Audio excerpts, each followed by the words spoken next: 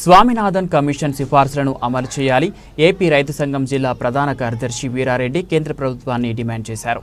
ప్రకాశం జిల్లా కొనకనమిట్లలోని గుజ్జిల ఎలమందారెడ్డి స్మారక భవన్లో జరిగిన రైతు సంఘం సమావేశంలో ముఖ్య అతిథిగా ఏపీ రైతు సంఘం జిల్లా ప్రధాన కార్యదర్శి వీరారెడ్డి పాల్గొన్నారు. ఈ సందర్భంగా ఆయన మాట్లాడుతూ స్వామినాథన్ కమిషన్ సిఫార్సులను అమలు చేయాలని, హర్యానా సరిహద్దుల్లో ఆమరణ నిరాహార దీక్ష చేస్తున్న దళేలావా ఆరోగ్యం కాపాడాలని ప్రభుత్వాన్ని కోరారు. 55 రోజుల నుంచి ఆమరణ నిరాహార దీక్ష చేపడుతున్న కేంద్ర ప్రభుత్వం పట్టించుకోకపోవడం బాధాకరమన్నారు. రైతు పండించిన పంటలకు కనీస మద్దతు ధర పలికేలా చట్టం తేవాలన్నారు. ప్రస్తుత కూటమి ప్రభుత్వం కూడా మోదీ ప్రభుత్వానికి తల వంచి పనిచేస్తుందన్నారు. వెలుగొండ ప్రాజెక్టు పూర్తి చేసేందుకు ప్రభుత్వంపై ఒత్తిడి తేవాల్సిన అవసరం ఎంతైనా ఉందన్నారు. మార్కాపురం నియోజకవర్గ ఏపీ రైతు సంఘం ప్రధాన కార్యదర్శి ఏపీ కొండయ్య మాట్లాడుతూ రైతు సంఘం సభ్యత్వం చేపడతామని, గ్రామాల్లోనే త్వరలో కమిటీలు ఏర్పాటు చేస్తామని తెలిపారు.